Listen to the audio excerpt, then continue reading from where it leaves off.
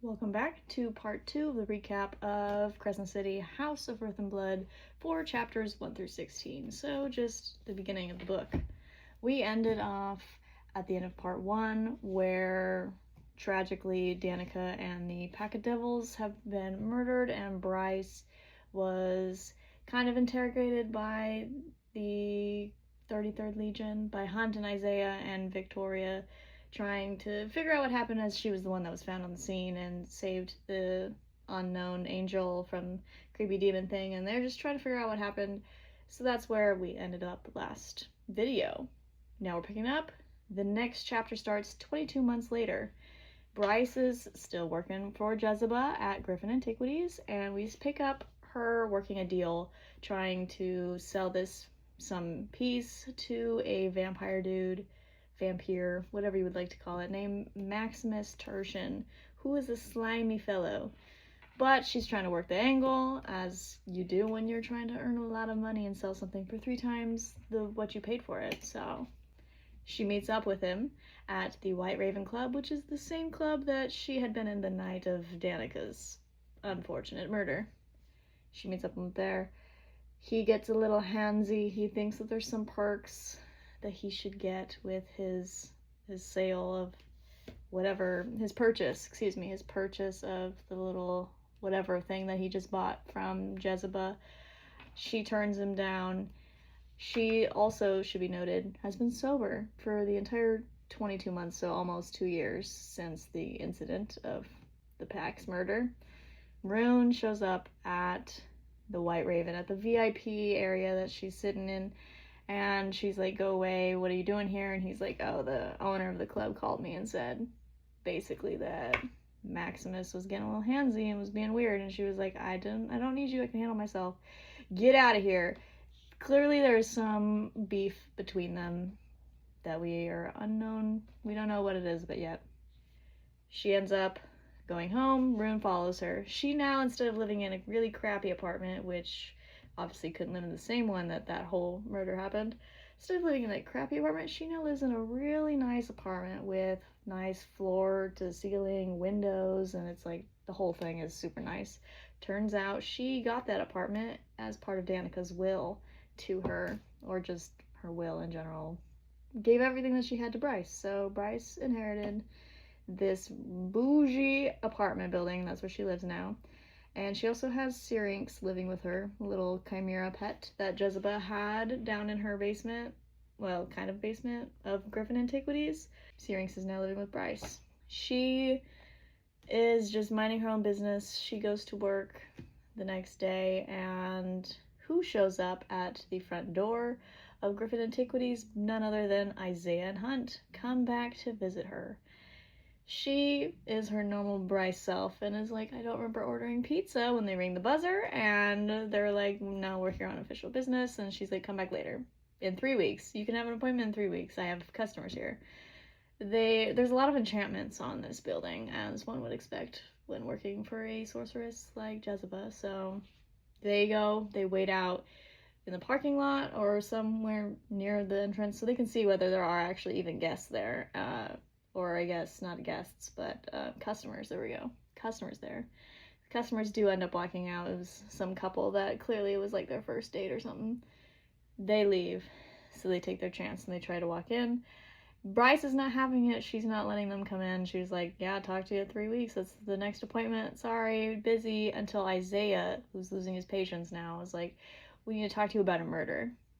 That gets her attention, so she lets them in. They get to talking.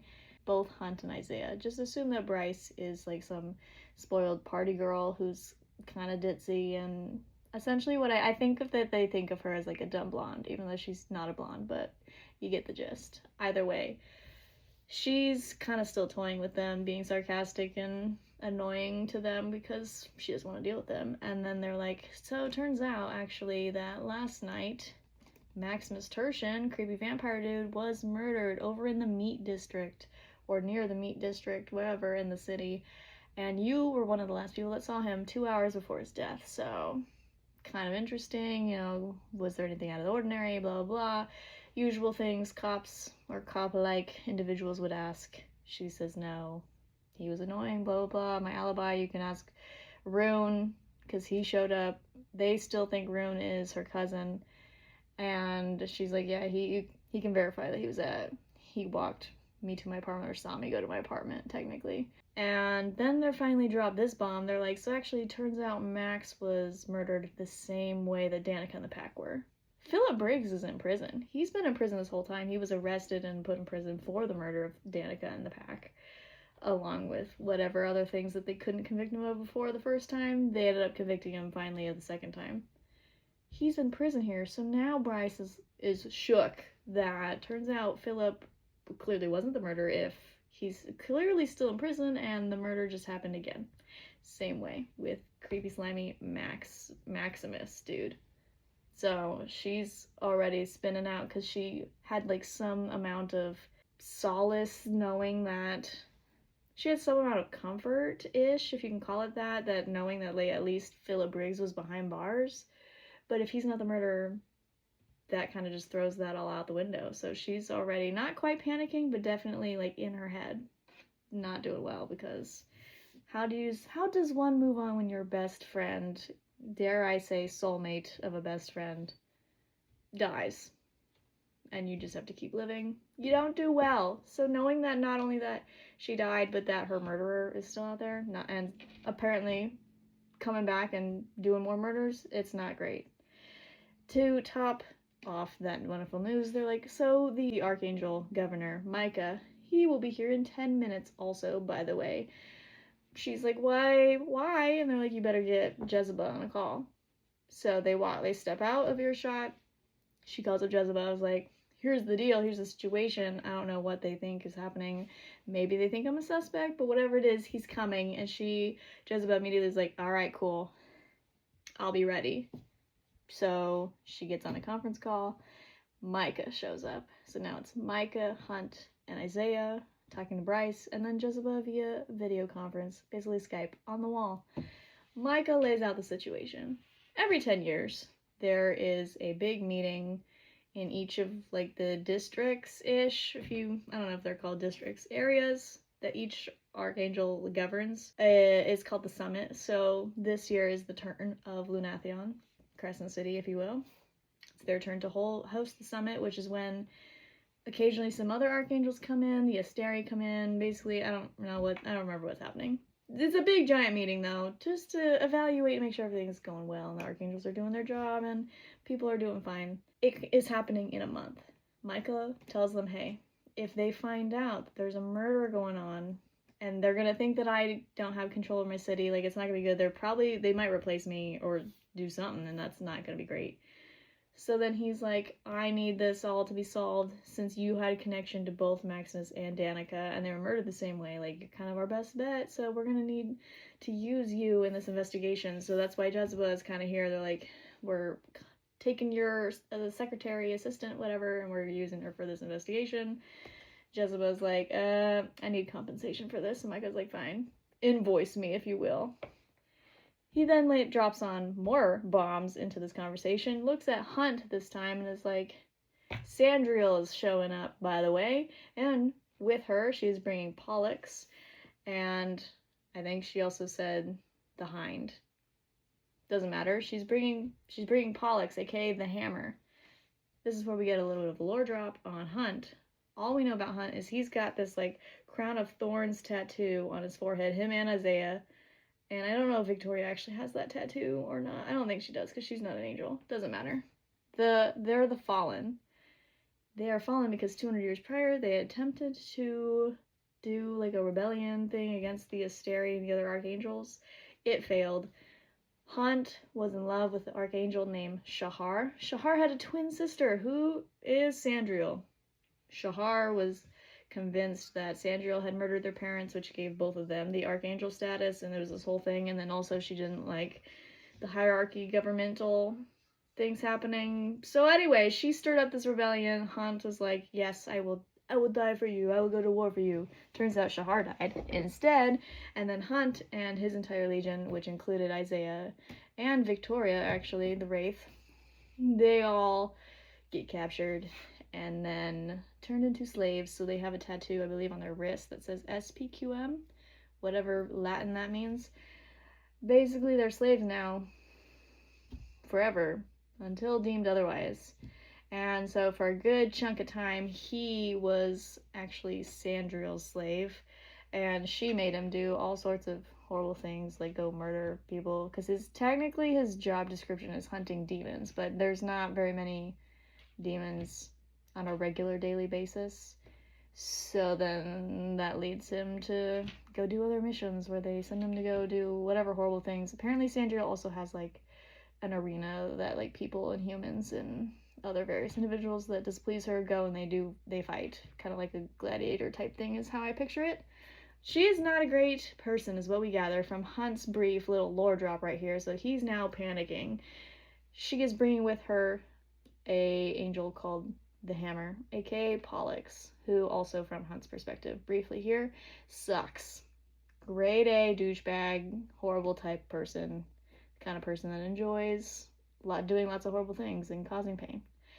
And then if the Hind is not showing up, then at least in this part is where Hunt at least drops that there's a lady named Lydia Servos, who is called the Hind, and she is like a master spy breaker. So she's like a spy herself, and then also is really good at breaking spies. So he's like, well, at least Lydia's not coming. Maybe she is. She and the Hammer apparently are an item. And then he drops another name, the Harpy. Don't know much about them, but that's 3 H's, 3 H nicknames, I guess. So we're getting some new characters here, getting a little bit of some lore drops. So he's now mentally processing this. Bryce is still processing that Philip Briggs is not the murderer. All of this is happening. Also, the fact that she's now brought into this investigation. So he's like, Micah is like, you need to make me a list of suspects, and you are our best bet, and we need to figure this all out before the summit. Preferably. That would be in the best interest for everybody here. Meeting adjourned. Hunt gets put on kind of like protection guard duty over Bryce, which Isaiah then tells him was like a blessing in disguise essentially from Micah, because he's keeping Hunt out of the Comitium, the big building that their barracks are and offices and whatnot, because that's where Sandriel and Pollux are going to be. They're coming a month early. They arrive like the next week, so he won't run into them there, and that kind of saves Hunt there. And then we also get a little bit of more lore drop where some decades before, when Micah won or took, however it worked, he got Hunt and Isaiah and whoever else came from Sandriel. Turns out that Micah offered Hunt a deal and said, here's the number of deaths that happened because of your little rebellion. 2,213 or something around 2,000, a little over 2,000 deaths. Hunt is shocked. He's like, there's no way that I actually killed that many people. Like, sure, I was using my lightning. Sure, I'm like pretty good. I took out a couple legions and stuff, but there's no way I took 2,000 lives myself. To which Micah then explains, your legion and like all the total deaths because of your rebellion, you are now responsible for all of their deaths, and I will give you a chance to earn your freedom back, but to do that you have to kill enough, all that, like you have to equal that number, but doing missions for me. Hunt is like, this is impossible, that's an insane number, like I'm not having a great time here. To which Micah's like, don't worry, some of my missions will count for more than one, and it's like totally possible, you got this, dude, but like that's gonna be the cost of your freedom, is doing another 2,000 whatever murders. So we also get a brief scene that it wasn't, I don't know, not that important, I guess, but Hunt was on a mission and he killed some dudes and came back to the Comitium, and that's where we also briefly meet some other people of the 33rd Legion, Naomi and Justinian, and I think that's it, because then Victoria is also in there. So anyway, Victoria is trapped in her body because wraiths, like I said in my previous video, wraiths can change bodies, kind of like how other people change clothes. However, because she is a slave and she's got that SPQM on her wrist, whatever, she's trapped in that body that she selected whenever she did. So that's her curse, or punishment, I guess, so also being a slave. So everybody who is part of the fallen, those fallen angels, they all have that tattoo right on their forehead. So it kind of symbolizes that they are the fallen. So Hunt, the Umbra Mortis, that's his nickname. He's very well known across all of Crescent City, and probably all of the world, honestly, for doing, if he shows up at your door, you're dead. He's there to do one thing, and it's to kill you, basically. So essentially he is just an assassin, mercenary for hire, either way, that whole deal. Back to Bryce and everything. She now is going about her normal day, but then also trying to process all of this information that is changing her world again. She is debating texting Juniper and Fury. Fury has not talked to her since that night, but she's in a group chat with Juniper and Bryce, and so it's really just Juniper and Bryce talking back and forth, but Fury's there, and Fury will talk to Juniper but not Bryce. So that's all we got there.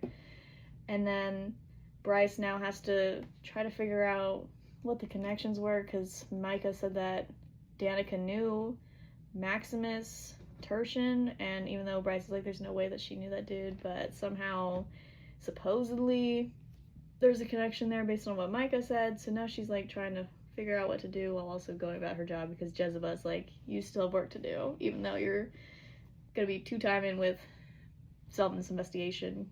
That's not an excuse for you to slack off your work. So she still has to do that. Now we cut over to Rune. Good old Rune Danon, Crown Prince of the Velbarn Fae. He goes to meet the Autumn King, who turns out that is his father. And turns out that's also Bryce's father. So they are half-siblings. Rune is actually her brother. They're her half-brother. The Autumn King, and actually most of the Fae in Crescent City and Lunathion, most of them have fire powers. So the Autumn King has bright red hair, which is where Bryce gets her red hair from. He has his lovely little fire powers, whatever. Rune, however, takes after his mother's side.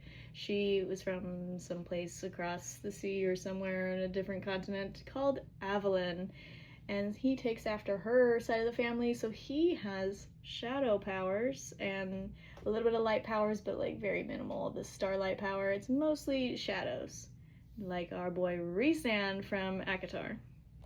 Anyway, so he takes after that side of the family, hence his dark hair and different colored eyes and whatnot. He also has a sword called the Star Sword, very fabled sword, and it kind of like establishes his chosen one status, whatever that means.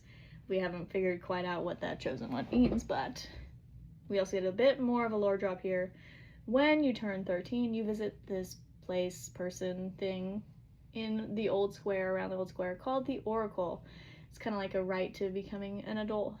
You hit turn 13, go visit the Oracle. Oracle tells you something about your future. It's great. And then I don't remember if this is just specific to Fae. This might be specific just to the Fae. After your Oracle, you have your Ordeal. However, that does not like necessarily right after the Oracle. It could be the next day, could be the next week, could be the next year, could be 10 years, multiple centuries. Just at some point after the Oracle is your Ordeal. We don't have a lot of information about that. All we know about this Ordeal thing is that that is how Rune got his Star Sword, and he and his two buddies, Tristan and Declan, I think that's their names, I'll have to look it up again, they all went through their ordeal together. They went through their ordeal at the same time, and then that is how Rune eventually ended up with the Star Sword, so that's his awesome sword. So Danica had some awesome sword, and then Rune has some awesome sword. Anyway, Rune goes and visits his father, the Autumn King, and is like, hey, don't know if you know, but Philip Briggs wasn't the murderer, they're happening again, blah blah blah. The Autumn King is like, yeah, I heard that already. And Rune's like, you didn't bother to tell me? And he's like, no, I don't answer to you, Prince. So obviously Autumn King sucks. We get that from this conversation. He's a horrible person, and we understand why Bryce doesn't go around telling everyone who her father is, aside from the fact that he probably didn't want her to do that either. So he had told Rune also to show up at that club to tell Bryce to lay low and basically behave so that the Fae have like a good reputation, whatever, when the summit comes, because Micah had talked to the king and essentially like kind of insulted the Fae, and so the Autumn King's not having a great time. He's quite pissed, actually. So he's like, I told that girl to lay low and all this stuff, and Rune's like, yo, a lot of this happened, like her meeting with Maximus before Maximus was murdered. That happened before I gave her this warning to lay low. And also, you suck as a father and a person, not a human being, but as a fae, you just suck. In the Autumn King's study, where Rune shows up, he has a bunch of like science experiments, for lack of a better term, happening. And so he's like looking into something, like studying prisms. And once when Rune was a kid, he asked him what he was looking for, and all he said was patterns. So apparently the Autumn King is some kind of scientist dude, studying light and fey light and whatnot. So he asks Rune in this moment to use his starlight power briefly and shine it into like this prism. So Rune calls it up, but it's like just a teeny bit, and it takes a lot of effort for him to summon it. So his magic is mostly shadows, is what we gather. Although we haven't seen it yet in the book up to this point. Anyway, they have their conversation. The king drops this news that the witch queen, I think that's what she was, she died, and her daughter Hypaxia is now to become like the new witch queen, or however that works. So they need some allies, because there is like this war happening on the other countries, other continents, whatever it is, between Vanir and humans and whatnot. And he's like, we need some allies, so you're gonna need to get married, Rune. And Rune's like, I'm not getting married. That's stupid. You didn't even get married. And he was like, I didn't need to get married because we didn't need allies then, but now we need allies now. And Rune's like, this is stupid. I'm not gonna get married. Like, you didn't marry my mother, and literally her entire purpose of not even marrying the king, because again, he didn't get married, but just being with the Autumn King was purely breeding purposes to get Rune, so that Rune could be his official heir. And that's it. And she lives in some villa like down the street and is happy with her life, even though Rune kind of hates that for her. So he's like, I'm not doing that. And he's like, yeah, but the oracle, whatever the oracle said, the oracle said that you would be like a great fae king or something, so you're gonna need to do this. And so they have this argument, whatever. And then as Rune's leaving, he's like, psych, turns out I lied to him all those years ago, and I told him what the oracle told me. The oracle actually said to me the words, the fae bloodline will, or the royal fae bloodline will end with you. And he just never told his father that. So we also have that cryptic tidbit. Meanwhile then, flash forward a couple days, or maybe just some hours, whatever it is, Rune's back at home in his, for lack of a better term, his frat house that he lives in with his two best friends. They kind of have like a party thing going on, but Rune's just in his room, very high, listening to music. And then all of a sudden, Bryce shows up in his bedroom, and he's like, am I hallucinating? And she's like, nope, you're not. I am indeed here. And we get a brief flashback where he's the first time that he had met Bryce. She was 16, maybe 13, was standing right there in his bedroom again, however many years ago that was. And that was before they had like some big falling out and became frenemies, essentially, back when he was like really excited to have a sister and excited to meet her, because he had no idea that she existed until she showed up one day. So she shows up and is like, I need to talk to you. And he's like, okay, well, this is weird, and I can't even barely focus on you. She's like, we're gonna need to sober you up, pal. She goes downstairs. This is where we get our first introduction to his friends, Tristan and Declan. One of them's last name's Flynn, and he calls him Flynn, I don't know. His two buddies, who are also fae. And one of them is like a techie geek, I think it's Declan, does a lot of stuff on his computer. And then Flynn is most fae, maybe all fae. Part of being fae, you're just really attractive. So he's just some attractive dude, and they all got like women or men, well, excuse me, females or males or whatever sprawled around them. They got a lot of like drinking games and stuff going on. Bryce just walks in. They also assume that she is his cousin, and they're like, what's up, Bryce? You know, been a while. And so she talks with them a little bit of banter, and then she's like, all right, I need to talk to you alone. Gets Rune water. They go talk alone. She's like, what do you know about the Viper Queen? And he's like, whatever's happening, no, absolutely not. Viper Queen kind of like rules or governs the meat market area of the city, I believe it is called. She is no good. And he also obviously knows the news about Philip Briggs and the murder of Maximus Tertian. So he's like, you need to lay low. And she's like, well, too bad, because I'm on this investigation. To which Rune's like, I didn't freaking know that, and that's stupid. I'm gonna go kick Isaiah's butt and tell him to get you off of it. And she's like, well, too bad, because Micah ordered me on here, so you gotta live with it. And she's like, cool, if you you know, find out anything about the Viper Queen or anything, let me know. And then she just leaves, to which Rune's like, absolutely not. He starts trailing after her, leaves the house, following her, to which she also had made a comment about how she has Imperial protection, so she's fine. To which he and then Flynn and Declan, Tristan Declan, whichever, I don't know. Maybe Declan's last name's Flynn.